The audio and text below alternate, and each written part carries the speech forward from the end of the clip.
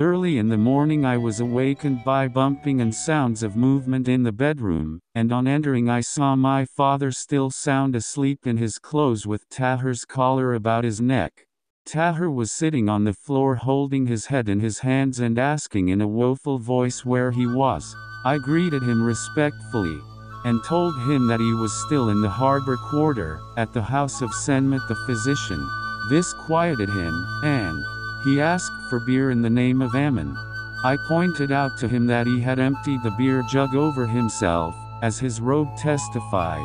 He then rose, drew himself up with a dignified frown, and went out.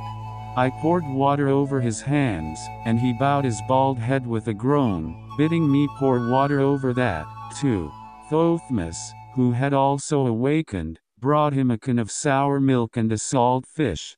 When he had eaten, he grew more cheerful. He went out to the sycamore, where the servant lay sleeping, and began to beat him with his stick till the fellow woke and stood up, his garment stained from the grass and his face earthy. "Miserable swine," cried Tahir, and smote him again. "Is it thus you mind your lord's affairs and bear the torch before him? Where is my chair? Where is my clean robe?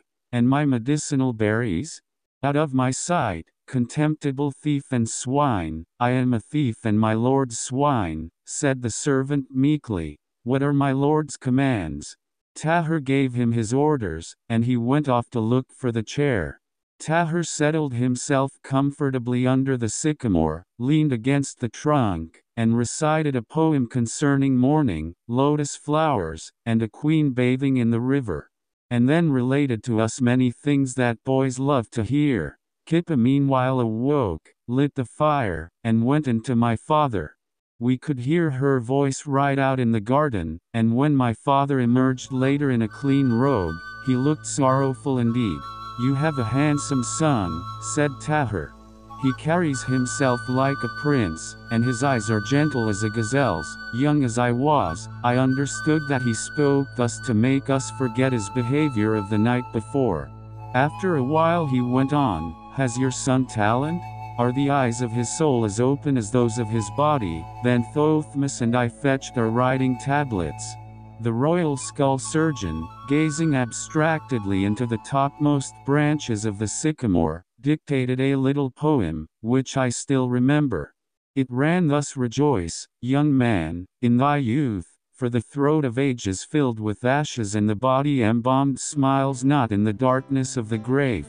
I did my best, first writing it down in ordinary script and then in pictures. Lastly I wrote the words age, ashes, body, and grave in all the ways in which they can be written, both in syllables and letters. I showed him my tablet. He found not one mistake, and I knew that my father was proud of me. "And the other boy," said Tahir, holding out his hand. Thothmes had been sitting apart, drawing pictures on his tablet, and he hesitated before handing it over, though there was mirth in his eyes. When we bent forward to look, we saw that he had drawn Tahir fastening his collar about father's neck, then Tahir pouring beer over himself, while in the third picture he and my father were singing with their arms round each other's shoulders, such a funny picture that you could see what manner of song it was that they were singing.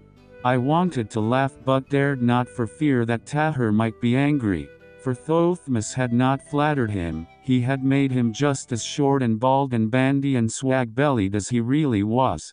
For a long time Tahir said nothing but looked keenly from the pictures to Thothmes and back again. Thothmes grew a little scared and balanced nervously on tiptoe. At last Tahir asked, "What do you want for your picture, boy?" "I will buy it." Thothmes, crimson in the face, replied, "My tablet is not for sale. I would give it to a friend." Tahir laughed. "Good. Let us then be friends, and the tablet is mine." He looked at it attentively once more, laughed, and smashed it to pieces against a stone. We all started, and Thothmes begged forgiveness if he had offended. "Am I wroth with water when it reflects my image?" returned Tahir mildly. "And the eye and the hand of the draftsman are more than water, for I know now how I looked yesterday, and I do not desire that others shall see it." I smashed the tablet but acknowledge you as an artist. Thothmes jumped for glee. Tahir turned to my father and, pointing to me, solemnly pronounced the ancient oath of the physician. I will undertake his treatment. Pointing then to Thothmes he said, I will do what I can. And, having thus come into doctor's talk again, they both laughed contentedly. My father, laying his hand upon my head, asked, Sinuhe, my son, will you be a physician like me? Tears came into my eyes, and my throat tightened till I could not speak, but I nodded in answer. I looked about me, and the garden was dear to me. The sycamore, the stone-set pool, all were dear to me. Sinuhe, my son, he went on, will you be a physician more skilled than I, better than I, Lord of life and death, and one to whom all, be they high or low, may entrust their lives, neither like him nor like me? Broke in Tahir. He straightened himself, and a shrewd glint came into his eye. A true physician, for that is the mightiest of all. Before him Pharaoh himself stands naked, and the richest is to him one with the beggar. I would like to be a real physician, I said shyly, for I was still a boy and knew nothing of life, nor that age ever seeks to lay its own dreams, its own disappointments, on the shoulders of youth. But to Thothmes Tahir showed a gold ring that was about his wrist and said, read. Thothmes spelled out the character. A real physician said, read. Thothmes spelled out the characters there inscribed and then read aloud uncertainly. A full cup rejoiced my heart. He could not repress a smile.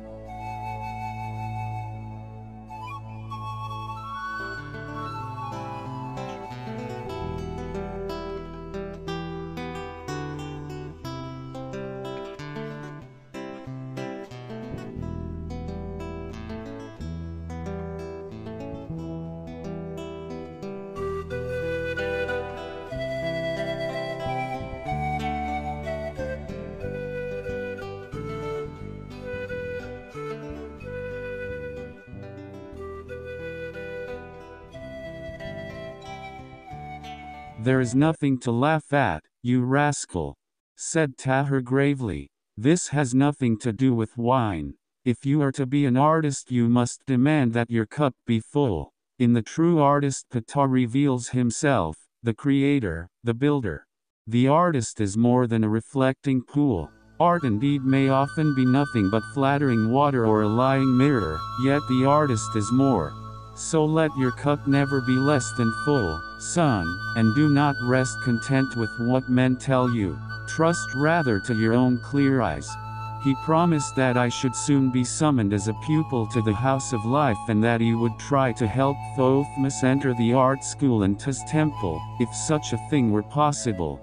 But, boys, he added, listen carefully to what I say and then forget it at once, or forget at least that it was the royal skull surgeon who said it. You will now fall into the hands of priests. You, Sinuhe, will become one yourself in course of time.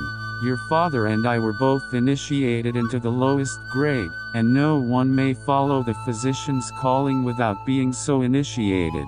When you come among them, be wary as jackals and cunning as serpents, that you be not blinded and misled.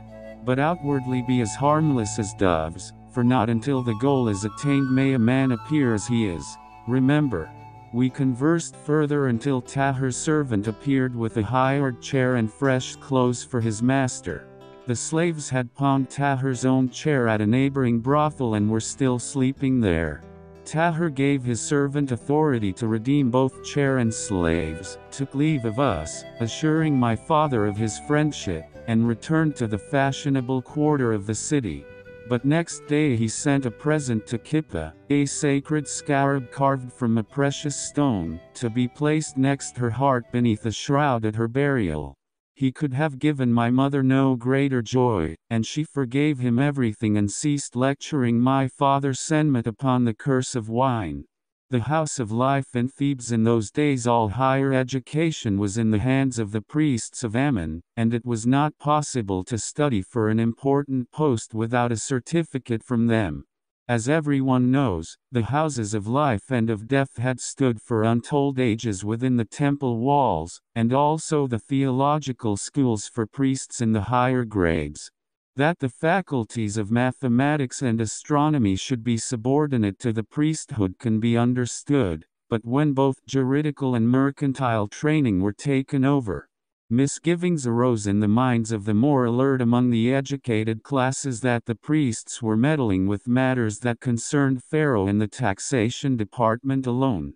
Initiation was not, indeed, indispensable to membership in the merchants and lawyers' guilds, but as Ammon controlled at least a fifth of the land of Egypt, and therefore also of its commerce, those who wished to become merchants on a large scale or enter the administration found it wise to qualify for the lowest grade of priesthood and submit themselves as the faithful servants of Ammon. Before I might set foot in the house of life, I had to pass the examination for admission to the lowest grade of priesthood in the theological faculty. This took me more than 2 years, for at the same time I had to accompany my father on his visits to the sick and from his experience gain knowledge that would profit me in my future career. I lived at home as before but had to attend one lecture or another every day. Candidates for the lowest grade were divided into groups according to the profession they were to follow afterward. We, that is to say those who were to be disciples in the house of life, formed a group on our own, but I found no close friend among my companions. I had taken Taher's wise warning to heart and kept myself aloof, meekly obeying every order and feigning stupidity when the others jested or blasphemed as boys will.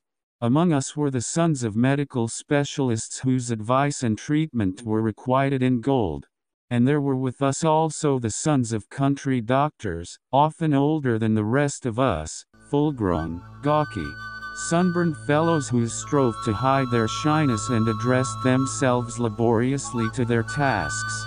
There were lads from the lower classes who wanted to rise above their father's trade and social level and had a natural thirst for knowledge, but they received the severest treatment of any.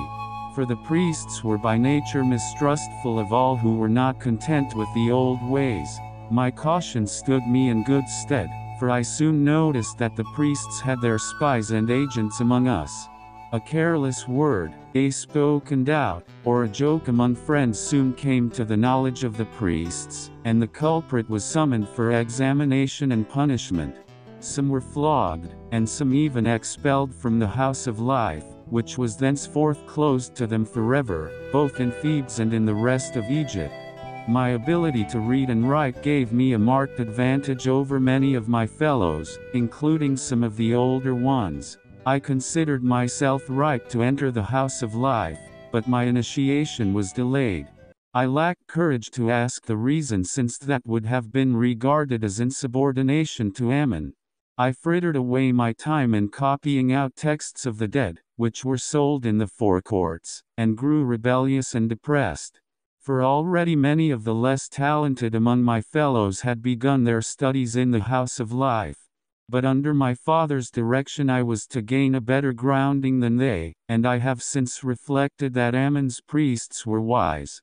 They saw through me, noted my defiance and my unbelief, and therefore put me to this test. At last I was told that my turn had come to hold vigil in the temple. I lived in the inner rooms for a week, during which time I was forbidden to leave the precincts. I had to fast and purify myself, and my father hastened to cut my hair and invite the neighbors to a feast in celebration of my maturity. For from this time, being now ripe for initiation, simple and meaningless though the ceremony in fact was, I would be regarded as fully grown, superior to my neighbors and to all other boys of my age. Kippa had done her best, but to me her honey bread was tasteless, and the mirth and coarse jests of the neighbors were no diversion.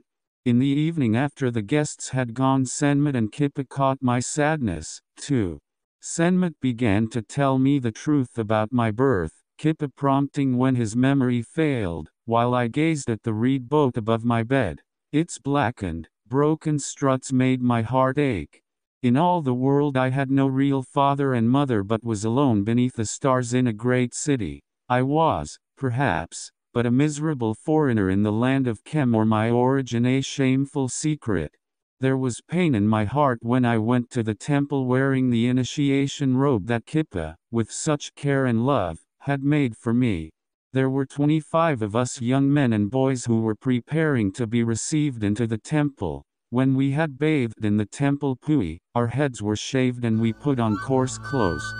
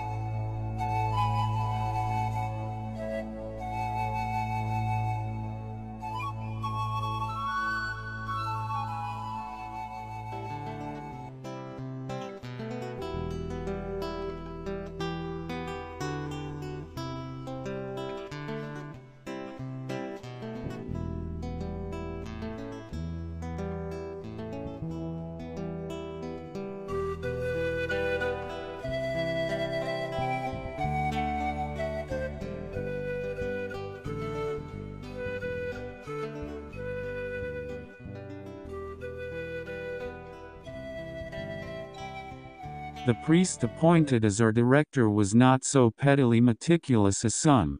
Tradition entitled him to subject us to every kind of humiliating ceremony. But there were some among us of high rank and others who had already taken their law examination, full-grown men who were entering Ammon's service to make their future more secure. These had brought plentiful provisions with them and made the priests presents of wine. Some even ran off at night to the pleasure houses, for initiation held no meaning for them. I served with an aching heart and with many bitter thoughts in my mind. Contenting myself with a piece of bread and a cup of water, the traditional diet for novices, and waiting in mingled hope and foreboding for what was to come. For I was so young that I had an unspeakable longing to believe. It was said that Ammon himself appeared at the initiation and spoke individually to each candidate. It would have been ineffable comfort to find release from myself in the awareness of some ultimate and universal purpose. But before the physician even Pharaoh stands naked. Already as a child I had seen sickness and death at my father's side, and my eye had been trained to greater keenness than others of my age possessed. To a doctor nothing must be too sacred, and he bows to nothing but death, that my father taught me. Therefore, I doubted, and all that I had seen in the temple during those 3 years had only deepened my unbelief. Yet I hoped that behind the veil in the dimness of the Holy of Holies I should find the unknown, that Ammon would appear to me and bring peace to my heart. I was musing upon this as I wandered along the colonnades to which laymen had access. I surveyed the colorful sacred pictures and the inscriptions that told of the stupendous gifts the pharaohs had brought back to Ammon from the wars, as the gods' share of the spoils. And there I met a lovely woman whose robe was of linen so transparent that her breasts and loins might be seen through it. She was straight and slender, her lips, cheeks, and eyebrows were colored, and she looked at me in unabashed curiosity. "What is your name, you handsome boy?" she asked, her eyes lingering upon the gray shoulder cloth that showed me to be a candidate for initiation. "Sinuhe," I answered in confusion, not daring to meet her gaze. But she was so beautiful that I hoped she would ask me to be her guide about the temple. Such requests were often made to the novices. "Sinuhe," she repeated thoughtfully, surveying me. Then you must be easily frightened and flee when a secret is confided to you. This was an allusion to the sinuhe of the story, and it annoyed me. There had been enough of that teasing at school. I drew myself up and looked her in the eye, and her glance was so strange and clear and searching that I felt my face beginning to burn and a flame seemed to be running over my body. Why should I fear? I retorted. A physician to be dreads no secrets. Ah, she smiled, the chick has begun to cheep before it has cracked the shell. But tell me, have you among your comrades a young man named S.YouTube? He is the son of Pharaoh's master builder. It was S.YouTube who had filled the priest with wine and given him a gold bracelet as initiation present. I felt a pang as I told her that I knew him and offered to fetch him. Then it struck me that she might be his sister or some other kinswoman. This cheered me and I smiled at her boldly. How am I to fetch him, though, when I do not know your name and cannot tell him who has sent me? He knows, returned the woman, tapping the pavement impatiently with her jeweled sandal. I looked at the little feet, unsoiled by dust, and at the beautiful toenails lacquered bright red. He knows who it is. Perhaps he owes me something. Perhaps my husband is on a journey, and I am waiting for S.YouTube to come and console me in my grief. My heart sank once more at the thought that she was married, but I said briskly, very well, fair unknown. I will fetch him. I will say that a woman younger and fairer than the moon goddess calls for him. He will know then who it is, for whoever has seen you once can never forget you. Scared at my own presumption I turned to go, but she caught hold of me. Why such haste? Wait, you and I may have something more to say to one another. She surveyed me again until my heart melted in my breast and my stomach seemed to have slipped down to my knees. She stretched forth the hand heavy with rings and bracelets, touched my head and said kindly, "Is not that handsome head cold, being so newly shaven?" Then softly, "Were you speaking the truth? Do you think I am beautiful? Look more closely." I looked at her, and her robe was of royal linen, and in my eyes she was fair, fairer than all the women I had seen, and in truth she did nothing to hide her beauty. I looked at her and forgot the wound in my heart, forgot Ammon and the house of life. Her nearness burned my body like fire. "You do not answer," she said sadly, "and need not. In those splendid eyes of yours I must appear a hag. Go then and fetch the young candidate S.YouTube, and be rid of me." I could neither leave her nor speak, though I knew she was teasing. It was dark between the huge temple pillars. Dim light from some distant stone tracery gleamed in her eyes, and there was no one to see us. "Perhaps you need not fetch him," she was smiling now. "Perhaps I should be content if you delight me and take your pleasure with me, for I know of no other to give me joy." Then I remembered what Kippa had told me of women who entice handsome boys. I remembered it so suddenly that I started back a pace. Did I not guess that sinuhe would be afraid? She approached me again, but I raised my hand in dismay to hold her off, saying, "I know now what manner of woman you are. Your husband is away, and your heart is a snare, and your body burns worse than fire." But though I spoke this way, I could not flee from her. She was taken aback but smiled again and came close against me. "Do you believe that?" she said gently. "But it is not true. My body does not burn at all like fire. Indeed, it is said to be desirable. Feel for yourself." She took my limp hand and carried it to her belly. I felt her beauty through the thin stuff so that I began to quake, and my cheeks burned. "You still do not believe me," she said with feigned disappointment. "My dress is in the way, but stay, I will draw it aside." She pulled away her robe and held my hand to her bare breast. It was soft and cool beneath my hand. "Come, sinuhe," she said very softly. "Come with me, and we will drink wine and take our pleasure together." "I may not leave the precincts of the temple," I said in a fright and was ashamed of my cowardice and desired her and feared her as I would have feared death. "I must keep myself undefiled until I have received my consecration, or I shall be driven from the temple and never again be admitted to the house of life. Have pity on me." I said this knowing that if she asked me once again I must follow her. But she was a woman of the world and knew my distress. She looked about her thoughtfully. We were still alone, but people were moving to and fro nearby, and a guide was loudly reciting the marvels of the temple to some visitors and begging copper from them before showing them new wonders. "You are a very shy young man, Sinuhe," she said. "The rich and great must offer gold before I call them to me, but you would remain undefiled."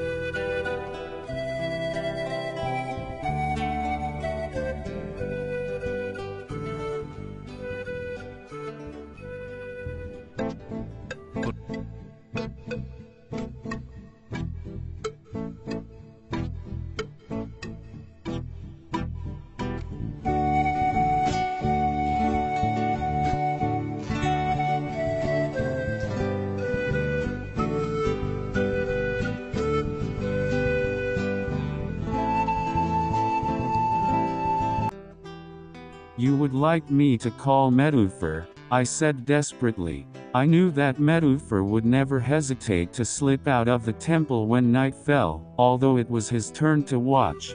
He could do such things, for his father was Pharaoh's master builder, but I could have slain him for it. "Perhaps I no longer wish you to call Medufer," she said, looking mischievously into my eyes. "Perhaps I should like us to part friends, Sinuhe. Therefore I will tell you my name, which is Nefernefernefer, because I am thought beautiful and because no one who has pronounced my name can resist saying it once more, and again. It is a custom also for parting friends to give one another keepsakes. Therefore I want a gift from you." I was once more aware of my poverty, for I had nothing to give her, not the most trifling little ornament, not the smallest copper ring, nor if I had could I have offered such things to her. I was so bitterly ashamed that I bent my head, unable to speak. "Then give me a present to revive my heart," she said, and she raised my chin with her finger and brought her face quite close. When I understood what she wanted, I touched her soft lips with mine. She sighed a little. "Thank you.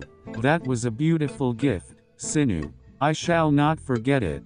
But you must be a stranger from a far country since you have not yet learned how to kiss. How else is it possible that the girls of Thebes have not taught you, though your hair is shorn for manhood?" She drew from her thumb a ring of gold and silver in which was set a large stone without any inscription and put it on my hand. "I give you a present also, Sinuhe, so that you may not forget me. When you have been initiated and have entered the house of life, you can have your seal engraved upon this stone, like men of wealth and position. But remember that it is green because my name is Nefernefernefer, and because it has been said that my eyes are as green as Nile water in the heat of summer. I cannot take your ring, Nefer," and I repeated it Nefernefer, and the repetition gave me untold joy. "But I shall not forget you, silly boy. Keep the ring because I wish it. Keep it for a whim of mine, and for the interest it will pay me some day." She shook a slim finger before my face, and her eyes laughed as she said, "And remember to beware of women whose bodies burn worse than fire." She turned to go, forbidding me to follow her. Through the temple door I saw her step into a carved and ornamented chair that was awaiting her in the courtyard.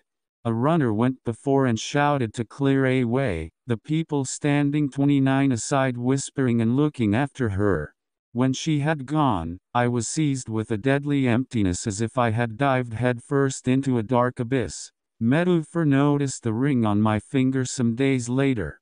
He gripped my hand suspiciously and stared at it. By all the 40 just baboons of Osiris. Niffer, I would never have believed it. He looked at me with something like respect, although the priest had set me to scrub the floors and carry out the most menial tasks because I had not had the wit to give him a present. Then I conceived such a hatred of Medufur and his words as only a youth can feel. However much I longed to ask him about Nefer, I would not stoop to it. I hid my secret in my heart, for a lie is more lovely than the truth and a dream purer than earthly contact. I contemplated the green stone upon my finger, remembering her eyes and her cool bosom, and seemed still to sense her perfumed ointments on my fingers. I held her, and her soft lips still touched mine, in consolation, for by then Ammon had revealed himself to me and my faith was gone.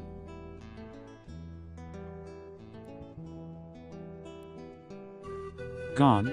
When I thought of her, I whispered with burning cheeks, "My sister," and the word was a caress in my ears, for from untold ages its meaning has been and will ever be, "My beloved."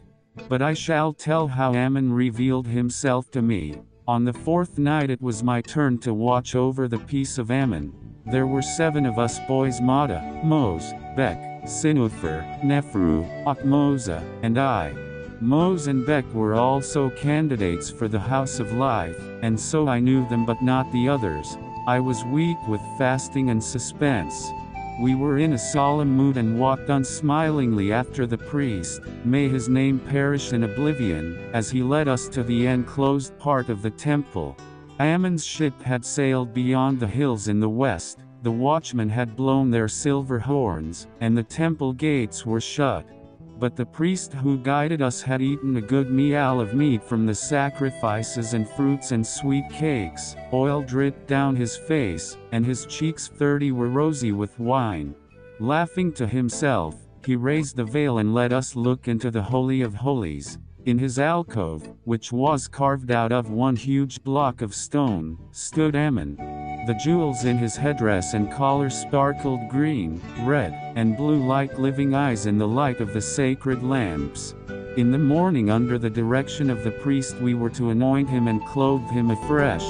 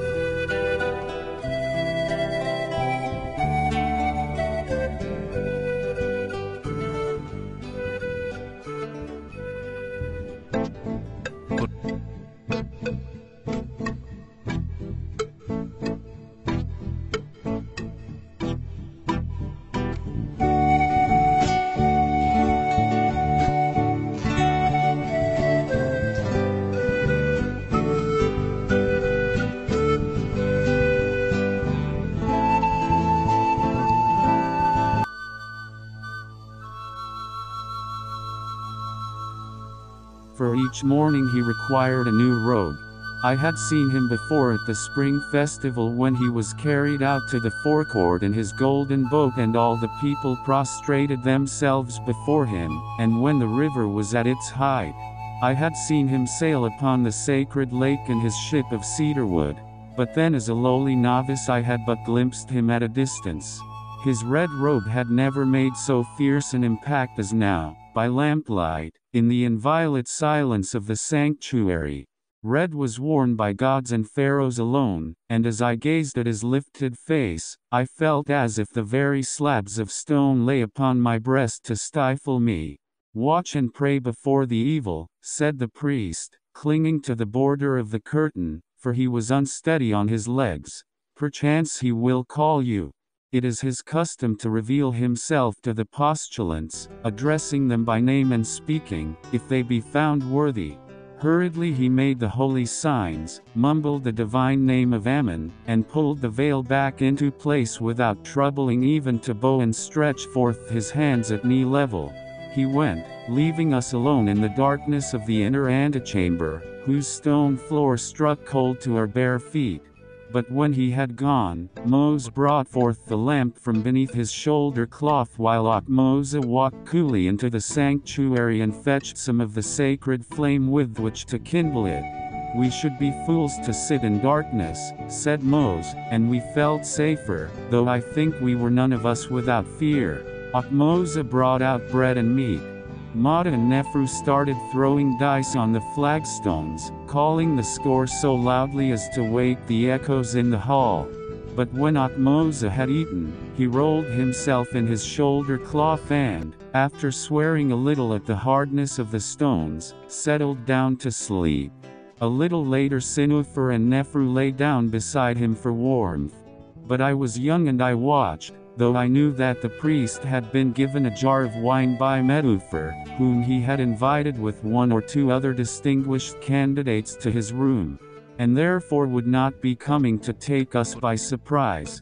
I watched, though I knew from the tales others had told me that it was the custom for would-be initiates to spend their vigil in eating, gaming, and sleeping.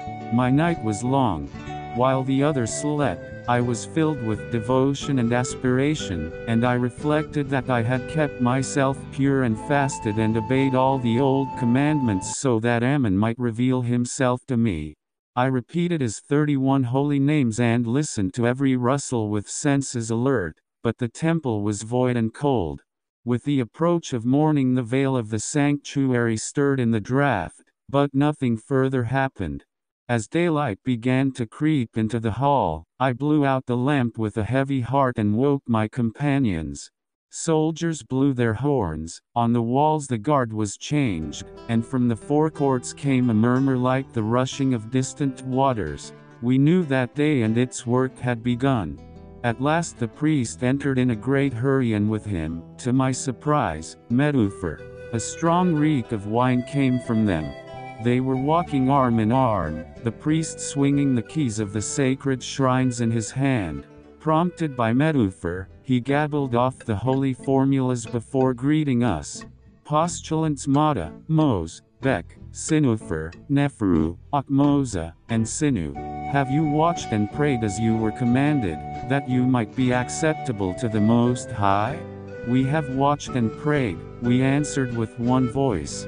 Has Ammon revealed himself to you according to his word? The priest belched, and his eyes traveled over us unsteadily.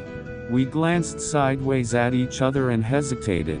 At last Mose faltered, he has revealed himself. One after the other my companions repeated, he has revealed himself. Last of all Achmoza firmly and reverently declared, most certainly did he reveal himself. He stared the priest straight in the eye, but I said nothing. I felt as if a hand were squeezing my heart, for to me my companion's words were blasphemy. Medufer said impudently, I also have watched and prayed to be worthy of initiation, for this next night I have other things to do than to tarry here. And to me also Ammon appeared, as the priest can testify. His form was that of a huge wine jar, and he spoke to me of many sacred matters that it is not fitting I should repeat to you. But his words were as refreshing to me as wine, so that I thirsted to hear more and yet more until the dawn. Then Moses plucked up courage and said, to me he appeared in the shape of his son Horus, perching upon my shoulder like a hawk and saying, Blessed be thou, Moses, and thy family and all thy deeds, that thou mayst come to dwell in a house with 2 gates and have command over many servants. Now the others also hastened to relate what Ammon had said to them. They talked eagerly, several at a time, while the priest listened and nodded and laughed. I do not know whether they spoke of their dreams or whether they were lying. I only know that I stood apart and said nothing. At last the priest turned to me, knitted his shaven eyebrows, and said sternly, And you, Sinuhe, are you not worthy? Did not Ammon appear to you in any shape at all? Have you not seen him even in the likeness of a little mouse? For he manifests himself under many forms. My entry into the house of life was at stake. So I summoned courage and answered, At dawn I saw the holy veil of the sanctuary stirring a little, but I have seen nothing else. And Ammon did not speak to me. Then everyone burst out laughing. Medufor laughed and slapped his knees and said to the priest, He's simple. Then tugging his winnow-soaked sleeve, he whispered something to him, his eyes still upon me. The priest looked at me again sternly and said, If you have not heard the voice of Ammon you cannot be initiated. Yet, for all that, we may find a remedy, for I believe you to be a steadfast youth, full of honest purpose. When he had said this, he vanished into the Holy of Holies, and Medufor came forward to me. When he saw my woeful face, he smiled in a friendly way and said, Have no fear. A moment later we all jumped, for through the darkness of the hall came the braying of a supernatural voice that was unlike the voice of any man. It seemed to come from everywhere at once, from the roof, the walls, and between the pillars, and we looked about us to discover whence it came. Sinuhe, Sinuhe, thou sluggard, where art thou? Come swiftly and bow down before me, for I have but little time and cannot tarry all day for thee. Medufor drew aside the veil of the sanctuary and, pushing me in, gripped the back of my neck and bent me to the floor and into the attitude in which salutation is made to gods and pharaohs. But I raised my head at once and saw that the Holy of Holies was full of light. A voice came from Ammon's mouth, saying, Sinuhe, Sinuhe, thou swine and baboon! Wast thou then drunk and sleeping when I called thee? Verily thou shouldst be cast into a pool of slime and eat mud all thy days. Nevertheless, for thy youth's sake I will have mercy, despite thy foolishness, thy uncleanness, and thy sloth.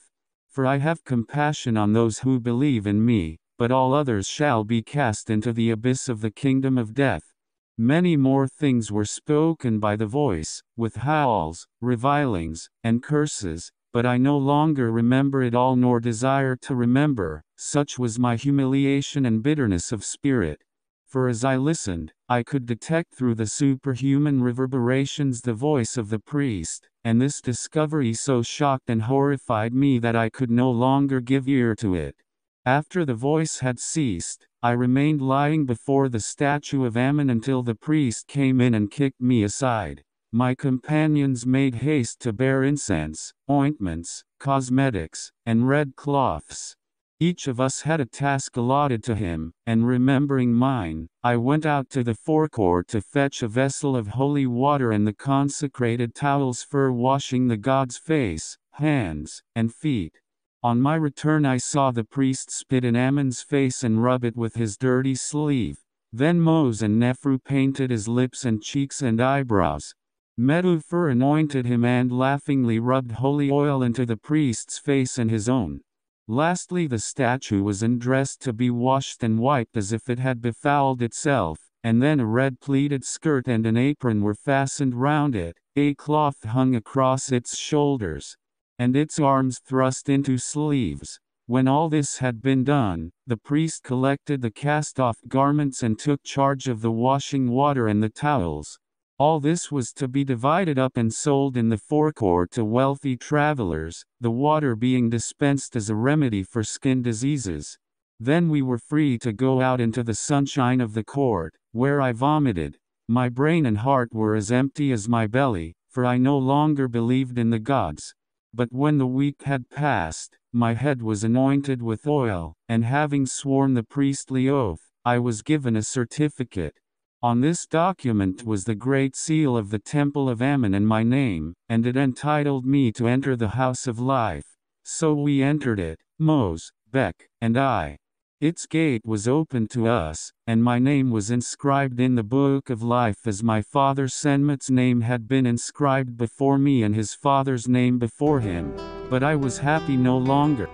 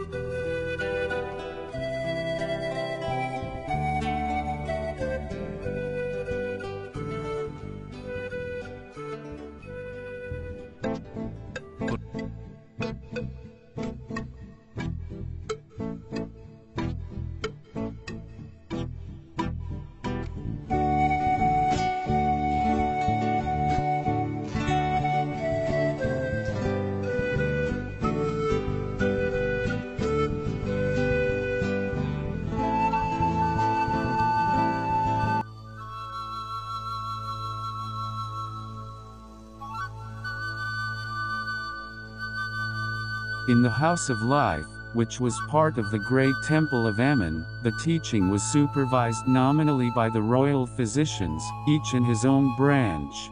We saw them but seldom, however, for their practices were large, they received costly presents from the wealthy, and they lived in spacious houses outside the city. But, when any patient came to the House of Life whose sickness puzzled the ordinary doctors, or if these would not venture to undertake the cure, a royal physician would come to treat him and to demonstrate his proficiency before those who were specializing in his branch. Thus even the poorest sufferer might have the benefit of a royal physician's care, to the glory of Ammon. The training period was a long one even for those with talent. We had to take a course on drugs and potions, learn the names and properties of herbs and the seasons and hours at which they must be gathered, and also dry them and make extracts from them. For a physician must be able to prepare his own remedies at need. Many of us grumbled at this, not seeing the use of it, since by merely writing a prescription one could obtain from the House of Life all the known remedies correctly mixed and measured. Later, however, this knowledge was to stand me in good stead, as I shall show. We had to learn the names of the different parts of the body, also the functions and purpose of every human organ. We learned to handle scalpel and forceps, but above all we had to accustom our hands to recognize disease both through the natural orifices of the body and through the skin. From the eyes also we had to detect the nature of a disorder. We must be able to deliver a woman in childbirth when the midwife's help was of no avail. We must stimulate and alleviate pain as occasion required and learn to distinguish between trifling complaints and severe ones, between ailments of mental and physical origin. We had to know truth from falsehood in the patient's talk and what questions to ask in order to gain a clear picture of the complaint. The long period of probation was followed by the day when, after ceremonial purification, I was clothed in a white gown and started work in the reception hall, where I learned to draw teeth from the jaws of strong men, to bandage wounds, lance boils, and set broken limbs. None of this was new to me. Thanks to my father's teaching, I made good progress and was promoted to the charge and instruction of my companions. Sometimes I received gifts such as are given to doctors, and I had my name engraved on the green stone that Nefer had given me so that I could set my seal below my prescriptions. I was put to ever more exacting tasks. I went on duty in the rooms where the incurably sick lay and attended renowned physicians at their treatments and at the operations, in which for every one that was cured 10 died. I learned that death holds no terrors for a doctor, and for the sick comes often as a merciful friend, so that their faces after release are apt to be more serene than at any time during their life of drudgery. Yet I was blind and deaf until the day of awakening came, as it had come in my childhood, when pictures, words, and letters sprang to life. Once more my eyes were opened, and I woke as from a dream. My spirit welled up in its joy because I asked myself why. The dread key to all true knowledge is why. It is mightier than the reed of Thoth, more potent than inscriptions in stone. It happened thus: a wife came to me who had had no children and who believed herself to be barren, for she was already 40 years of age. But her monthly flow had ceased, and she was uneasy. She came to the house of life because she feared that an evil spirit had taken possession of her and poisoned her body. As was prescribed in such cases, I planted grains of corn in some earth, watering half of them with Nile water and the rest with the woman's urine. I then exposed the soil to the warmth of the sun and bade the woman return in 2 days. When she came again, the seeds had sprouted, those which had been watered with Nile water being small and the other shoots green and strong. What had been written of old was true, and I said to the astonished woman, "Rejoice, for holy Ammon in his grace has blessed your womb, and you shall bring forth the child like other favored women." The poor soul wept for joy and gave me a silver bangle from her wrist weighing 2 deben. A deben weighs approximately 3¼ ounces. For she had long ago given up hope, and as soon as she could believe me, she asked, "Is it a son?" Thinking me omniscient, I plucked up courage, looked her in the eye, and said, "It is a son." For the chances were even, and at that time my gambling luck was good. The woman rejoiced still more and gave me a bracelet from her other wrist, of 2 deben weight. But when she had gone, I asked myself how it was possible for a grain of corn to know what no doctor could discover and know it before the eye could detect the signs of pregnancy. Summoning up my resolution, I asked my teacher. He merely looked at me as if I were half-witted and said, "It is so written," but this was no answer.